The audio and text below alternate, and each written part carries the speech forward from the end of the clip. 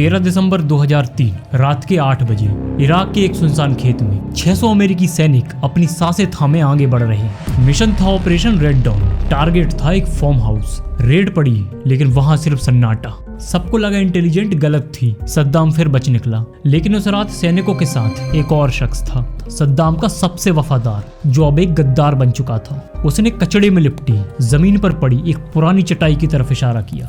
सैनिकों ने जैसे ही चटाई हटाई, नीचे मिट्टी नहीं, स्टायरोफोम का ढक्कन था। सैनिक पिन निकालकर ग्रेनेड फेंकने ही वाले थे कि तभी उस अंधेरे गड्ढे से एक कांपती हुई आवाज आई और फिर निकला लंबी दाढ़ी, धूल से सना और डर से कांपता हुआ एक बूढ़ा शख्स, सद्दाम हुसैन।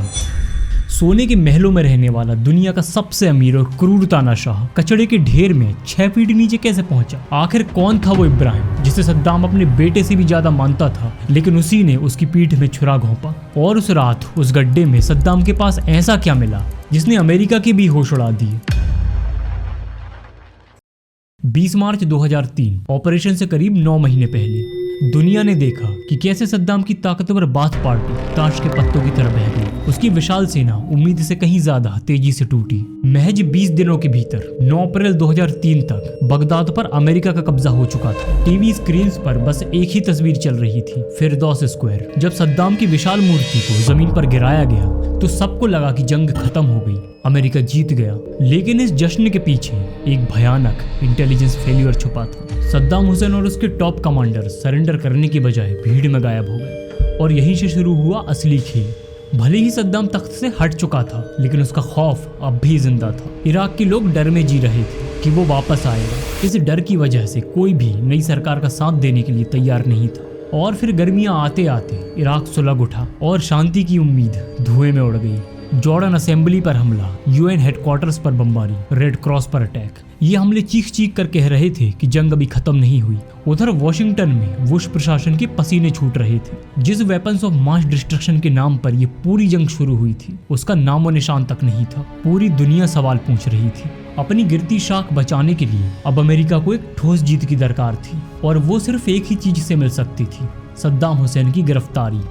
शुरुआत में अमेरिका ने सद्दाम को पकड़ने के लिए जो जाल बिछाया वो बुनियादी तौर पर गलत था। पेंटागन की एयर कंडीशनड कमरों में बैठकर सेंटकॉम ने एक डेक ऑफ कार्ड जारी किया, ताश के पत्तों की तरह एक लिस्ट। इसमें हर पत्ता इराक का मोस्ट वांटेड चेहरा था और सबसे ऊपर हुक्म का एक खुद सद्दाम हुसैन। यहाँ पर उन्हें लगा कि इराक का सिस्टम भी पश्चिमी देशों की तरह है, एक सख्त हायरार्की वाला। किसी जनरल को पकड़ो, उसे तोड़ो और वो सद्दाम का पता उगल देगा। लेकिन ये सोच खतरनाक साबित हुई। जब अमेरिकी फौजों ने तारिक अजीज जैसे बड़े बड़े नेताओं को दबोचा तो उन्हें सच में नहीं पता था कि सद्दाम कहाँ है। क्योंकि जैसे ही बगदाद की सत्ता गिरी, सद्दाम ने अपने ही मंत्रियों और जनरलों को छोड़ दिया, क्योंकि उसे उन पर भरोसा नहीं था। वो वापस अपने पुराने सिस्टम पर चला गया था, कबीलाई वफादारी। अब उसे बचाने वाले बड़े बड़े ऑफिसर्स नहीं थे, वे थे एक मामूली ड्राइवर, एक वफादार बॉडीगार्ड, खेतों में काम करने वाला किसान और टिकरित और उसके आसपास के गांवों के आम लोग। अमेरिका के लिए ये सबसे डराने वाली बात थी, क्योंकि इन लोगों के नाम CIA या पेंटागन की किसी फाइल्स में भी नहीं थे। अमेरिका जिस रास्ते पर चल रहा था, वहां से सद्दाम तक पहुंचना अब नामुमकिन था। महीनों तक दुनिया भर की खुफिया एजेंसियों से सिर्फ अफवाहें मिलती रही। कभी खबर आती कि सद्दाम बेलारूस भाग गया है, तो कभी कहा जाता कि वो बगदाद के नीचे किसी हाईटेक न्यूक्लियर बंकर में छुपा बैठा है। लेकिन सच इन सब कहानियों से कोसों दूर था। हकीकत ये थी कि सद्दाम कभी अपना घर छोड़कर गया ही नहीं। वो वहीं था, टिकरित में, जहां उसका बचपन बीता। महलों में रहने वाला इराक का सुल्तान अब खेतों की खाक छान रहा था। वो किसी एक जगह पर नहीं टिकता, कभी किसी अनजान फार्म हाउस में, तो कभी जमीन के नीचे बने कच्चे बंकरों में। इधर दुनिया की सबसे बड़ी आर्मी और बेस्ट इंटेलिजेंस एजेंसीज अपने हाथ मल रही थी। जब सारे रास्ते बंद हो गए तो एंट्री होती है एक ऐसे इंसान की जिसे वहां होना ही नहीं चाहिए था। Staff sergeant Eric Maddox, Tikrit में 4 इन्फेंट्री डिवीजन के साथ तैनात एक DIA इंटेरोगेटर। मजे की बात तो ये है कि एरिक इस काम के लिए अनफिट लगते थे। वो इराक आने से पहले एक चाइनीज लिंग्विस्ट थे, जिन्होंने जिंदगी में कभी भी रियल इंटेरोगेशंस नहीं की थी। किताबी तौर पर वो एक नौसिखिया थे, लेकिन यही ट्रेनिंग की कमी उनकी सबसे बड़ी ताकत बन गई। जब पुराने तरीके फेल हो गए तो उन्होंने खुद की एक नई स्ट्रेटेजी बनाई, लिंक एनालिसिस। इसके बाद एरिक और उसकी टीम ने सद्दाम की आदतों को खंगालना शुरू किया और एक दिलचस्प बात सामने आई। सद्दाम हुसैन एक शाही मिजाज का आदमी था। वो आर्मी फूड खाकर जिंदा नहीं रह सकता था। उसे अपनी पसंदीदा डिश चाहिए थी, मसगूफ यानी इराक की पारंपरिक ग्रिल्ड की हुई कार्प मछली। अब वो पब्लिक मार्केट से मछली नहीं मंगा सकता था, इसलिए उसके करीबी लोगों ने उसके लिए अलग सप्लाई चेन बना दी। जांच करते हुए टिकरित के पास एक सुनसान इलाके में एक प्राइवेट पॉइंट का पता चला। ये वही इलाका था जहां सद्दाम के रिश्तेदार रहते थे। वहां मछली का कोई बड़ा बाजार नहीं था, तो फिर इतना बड़ा तालाब क्यों?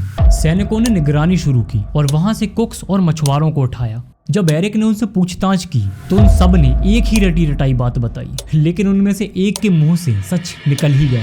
ये मछलियां आम लोगों के लिए नहीं थी, बल्कि कुछ स्पेशल गेस्ट के लिए पैक हो रही थी। जब इन छोटी मछलियों को निचोड़ा गया तो उन्होंने सद्दाम का नाम तो नहीं लिया, लेकिन उन लोगों के नाम उगले जो खाना रिसीव करने आते थे। हर पूछताछ, हर सुराग बार बार सिर्फ एक ही परिवार पर आकर रुक रहा था, दाल मुस्तलत फैमिली। एरिक मैडॉक्स ने जब इस परिवार का नक्शा बनाया तो टॉप का एक नाम गायब था, मोहम्मद इब्राहिम अल मुसलित।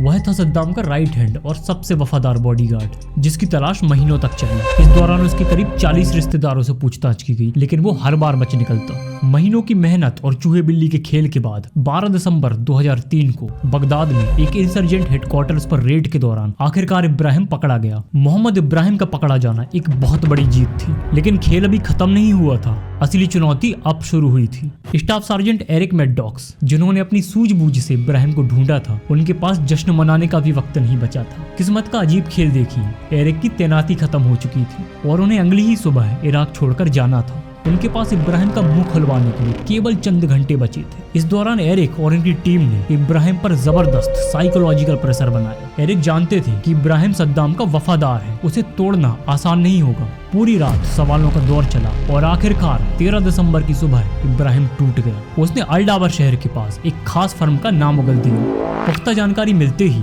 इतिहास का सबसे बड़ा मैन हंट लॉन्च किया गया, ऑपरेशन रेड डाउन। दिलचस्प बात यह है कि इस ऑपरेशन का नाम 1984 की एक फिल्म से लिया गया था, जिसमें अमेरिकी नागरिक अपने देश पर हुए विदेशी कब्जे के खिलाफ लड़ते हैं। लेकिन हकीकत में यहाँ उल्टा हो रहा था। यहाँ अमेरिकी सेना खुद विदेशी जमीन पर कब्जा किए हुई थी और यहाँ के पूर्व शासक का शिकार कर रही थी। यह ऑपरेशन 13 दिसंबर 2003 की रात अंधेरे की आड़ में शुरू हुआ। करीब 600 अमेरिकी सैनिकों की एक बटालियन ने अल्डावर इलाके को घेर लिया। उनके साथ इब्राहिम भी मौजूद था, जिसने ये सारा राज खोला। उसने सैनिकों को उन सुनसान रास्तों पर गाइड किया जहां आमतौर पर किसी की नजर नहीं जाती।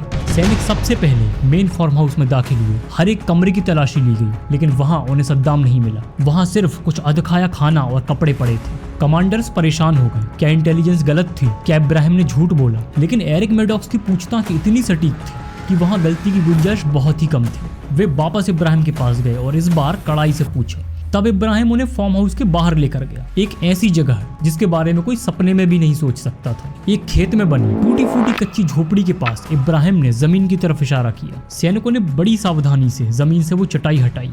नीचे एक स्टीरियोफॉर्म का ढक्कन दिखाई दिया। जैसे ही उसे उठाया गया, एक सकरा अंधेरा गड्ढा दिखाई दिया। इस गड्ढे की गहराई महज 6 से 8 फीट थी। जगह इतनी तंग थी कि इसमें खड़ा होना लगभग नामुमकिन था। ये स्ट्रक्चर मुख्य रूप से लेटने के लिए बनाया गया था। सांस लेने के लिए एक पीवीसी पाइप और एक छोटा इलेक्ट्रिक फैन लगाया गया था, ताकि जमीन के नीचे सद्दाम का दम ना घुट जाए। सैनिकों को नहीं पता था कि अंदर कौन है, क्या है, शायद कोई बम हो। इसीलिए सैनिकों ने सेफ्टी कैच हटाए और हैंड ग्रेनेड फेंकने के लिए पिन खींचने ही वाले थे कि तभी अंधेरे गड्ढे में से आवाज आई और सद्दाम बाहर आ गया। उसने टूटी फूटी अंग्रेजी में कहा, मैं सद्दाम हुसैन हूँ, इराक का राष्ट्रपति, बातचीत के लिए तैयार हूँ। इसके जवाब में एक अमेरिकी सैनिक ने व्यंग में कहा, राष्ट्रपति बुश ने आपको सलाम भेजा है। सद्दाम के पास 2 AK-47 राइफल्स और एक Glock 18 पिस्टल बरामद हुई। वह पिस्टल फुल्ली ऑटोमेटिक थी, लेकिन हैरानी की बात, उसकी मैगजीन बिल्कुल खाली थी। साथ ही मिला एक हरा मेटल का बॉक्स जिसमें करीब $7.5 लाख कैश बरामद हुआ। यहाँ से सद्दाम को सीधे बगदाद एयरपोर्ट के पास एक गुप्त ठिकाने पर ले जाया गया। अब बस एक ही सवाल था कि क्या ये असली सद्दाम है? DNA और डेंटल रिकॉर्ड्स ने इस बात पर भी मोहर लगा दी। इसके बाद पूरी दुनिया को यकीन दिलाने के लिए सद्दाम की मेडिकल रिपोर्ट्स वाला वीडियो पब्लिश किया गया, जो आज भी इतिहास का हिस्सा है। फिर आया 14 दिसंबर 2003 का दिन। पॉल ब्रेमर ने दुनिया के सामने आकर ऐलान किया, Ladies and gentlemen, we got him. यह सुनते ही प्रेस रूम तालियों से भर उठा। एक क्रूर शासक का अंत हो चुका था।